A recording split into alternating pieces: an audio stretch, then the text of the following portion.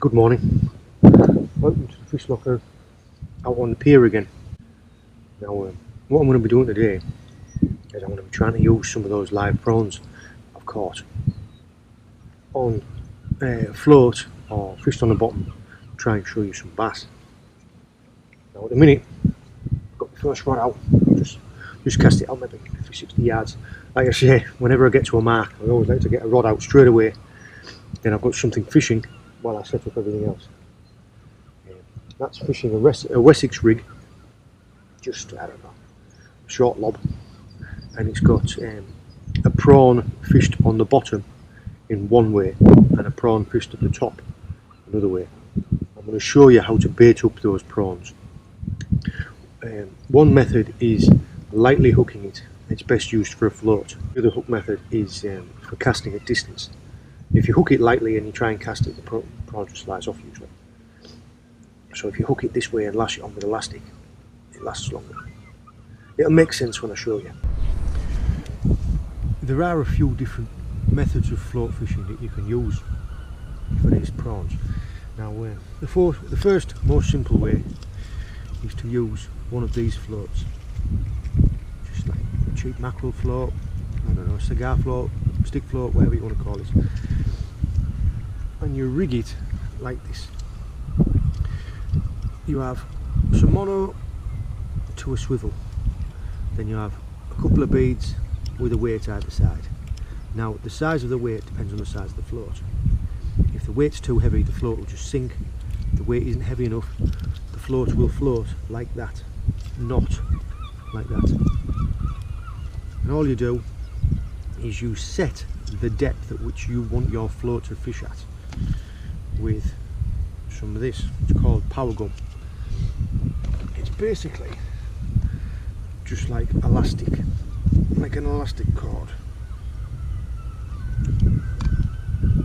Now look, you can see, just got a little bit of stretch in it.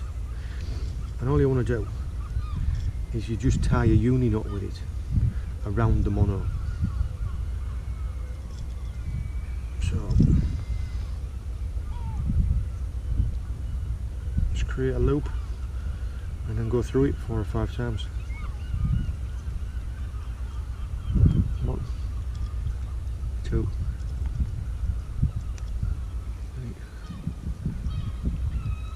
4,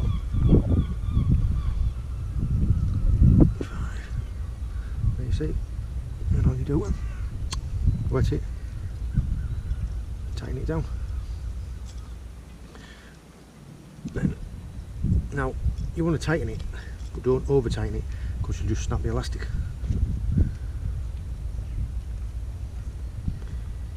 Trim off the ends. I need some oil in my snips.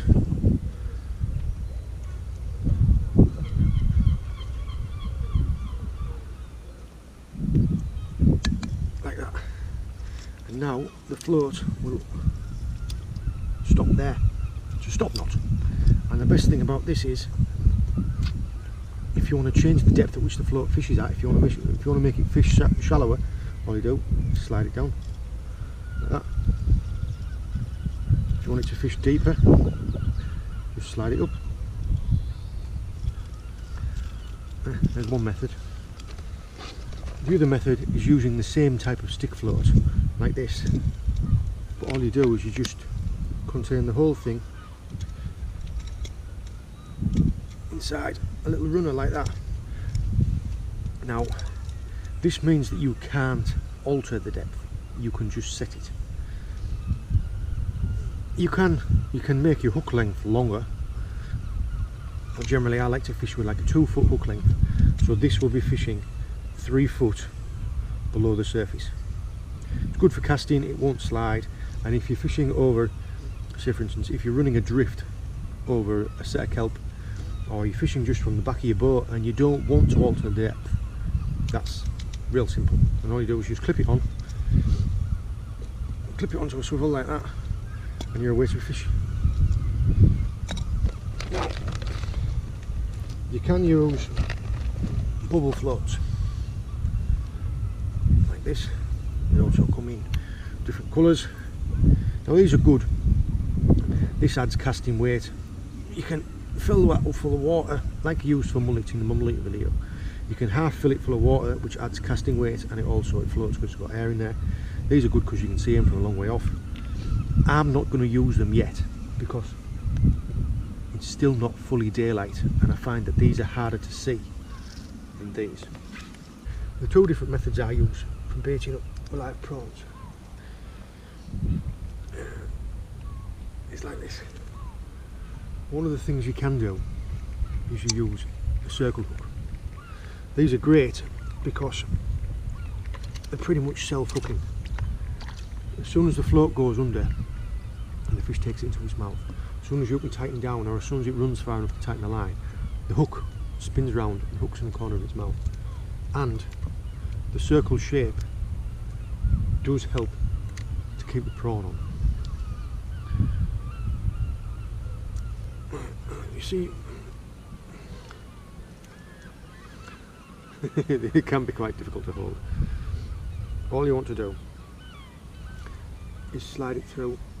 You see where this join is here, where it bends like that. If you can put the hook through there, you see, like that.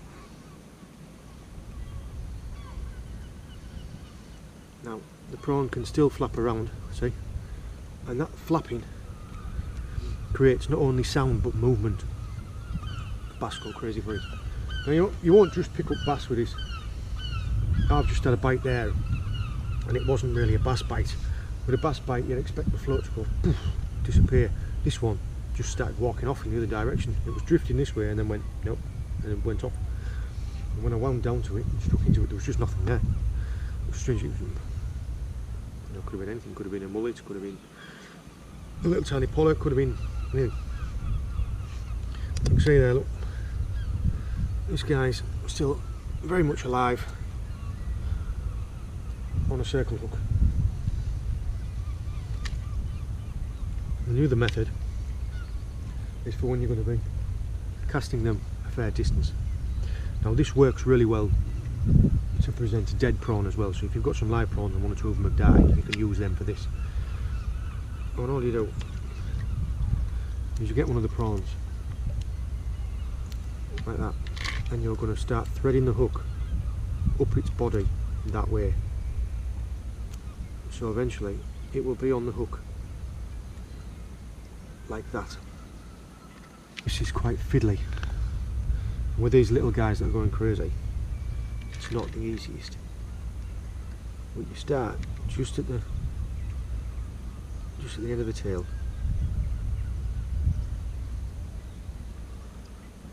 and just thread it up like that, and then bring it out just like that, and then just use a little tiny bit of bait elastic to whip the fan of the tail on.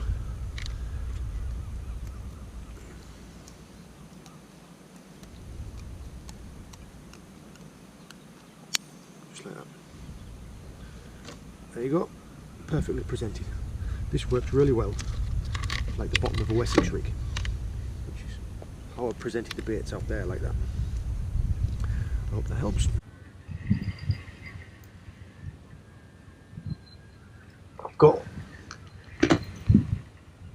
I've got what feels like a thornback ray. The only problem is I only have a really light hook length on.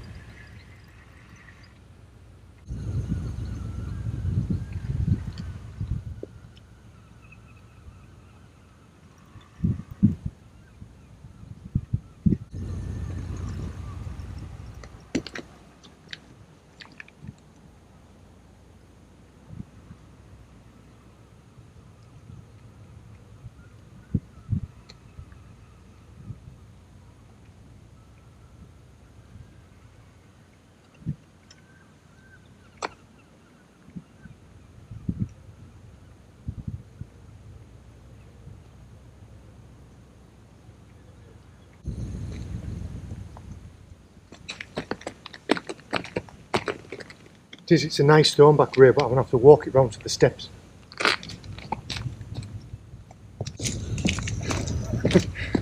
Well,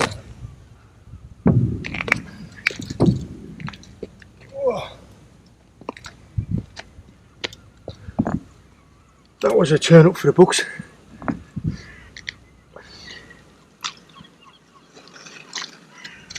Still got came in with quite a bit of weed on it as well, which made it all the more fun. Check him out.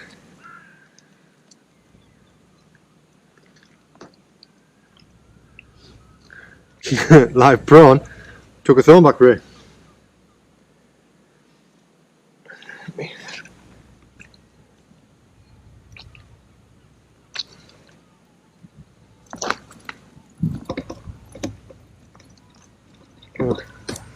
Bottom hook of a Wessex rig. But he's a stunner. He's about, I don't know, I'd estimate just over £5. But yeah, look. There's lovely colours on him. Look how thorny those cheeks are. Let's get him unhooked. When I come back from landing that thornback ray, I thought, where's one of my floats? Bass on.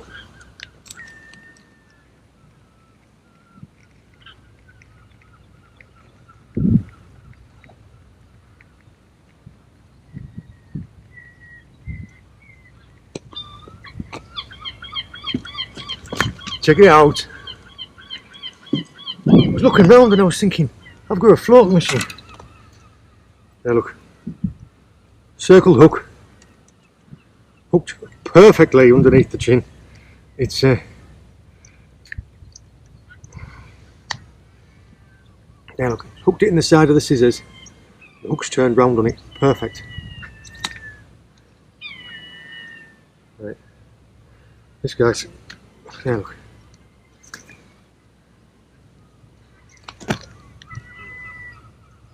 What a belter. What a bonus as well. Let's get this little fella back as well. Get that ray unhooked. That is the beauty of a circle hook. If that had been on a straight hook, chances are I probably wouldn't have got that. Because of the circle, you see how I'm threading that on the hook there like that. There. Because of the circle, once it had bitten into it, it hooked itself, stayed on the hook. But if it had been like a £5 it would have probably pulled a rod in, but as it was, I set the drag quite light and it was in the rod holder. So let's cast out and see if we can get some more.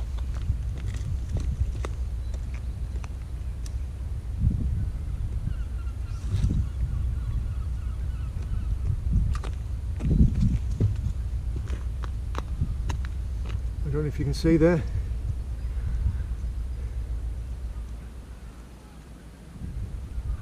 £5.54, 5.51,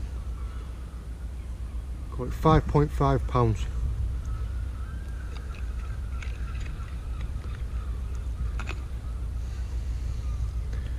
It's a beauty, isn't it?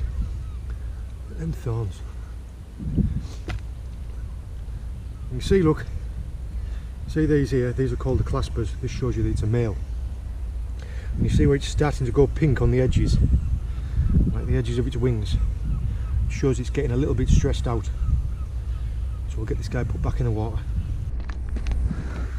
Just cast out again. Fish on.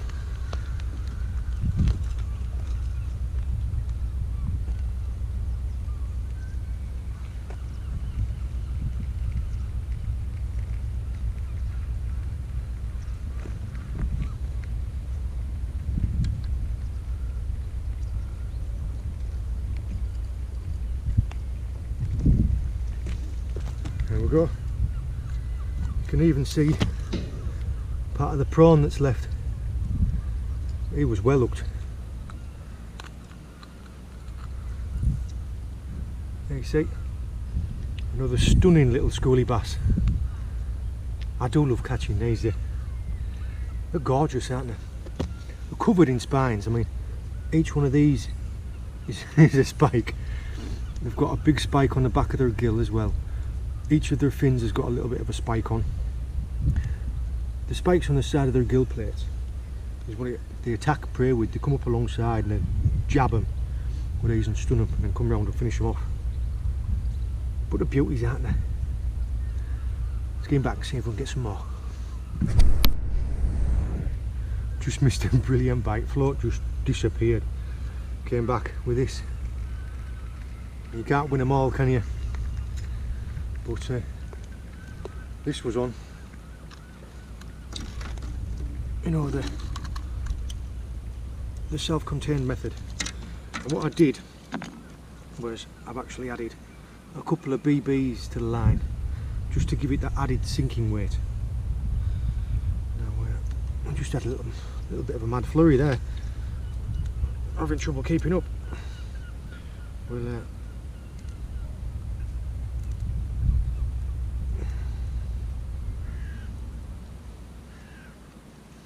gently does it. There you go. Let's see if we can get that Wessex rig out again, because that was a great thornback. That was really well done for landing it, because it was only on £12 fluoro. Hey, look, I'll show you again. Start off, and all you do is you just thread the hook up through the prawn like that, and then take a little bit of bait elastic and just whip the tail on. See how I've just lashed the tail on, but he's still very much alive.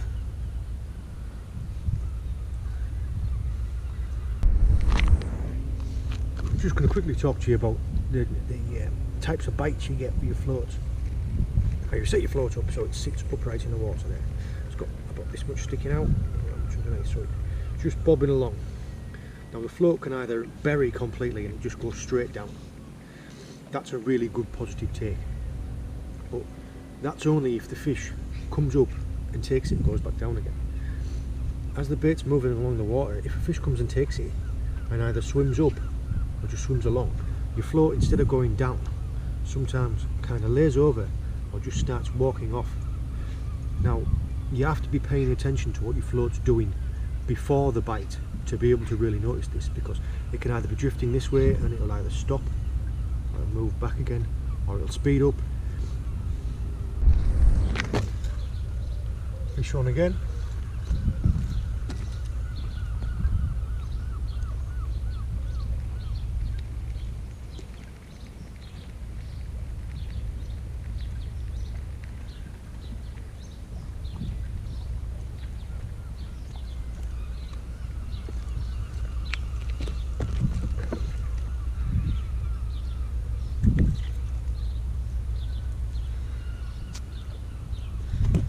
See there? Perfect hook hold with a circle. Straight out.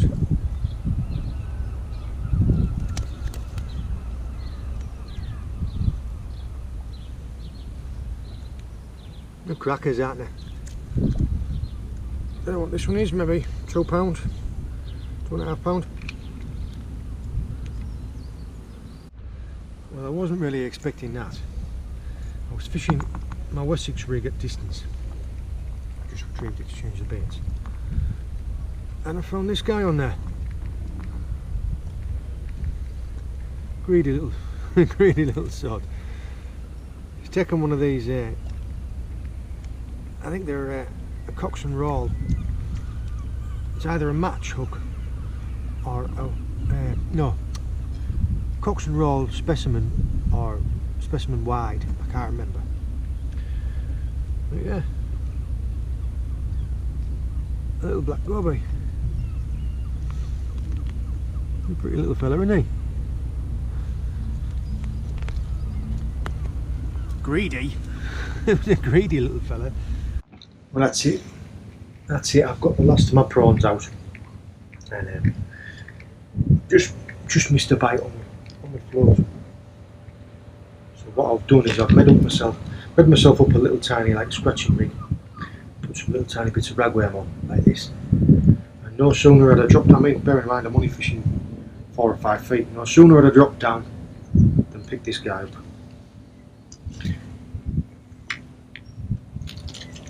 They're Their feeding really is quite aggressive. It's a common blenny, Shannon. Literally, no sooner had the float hit down, it was down.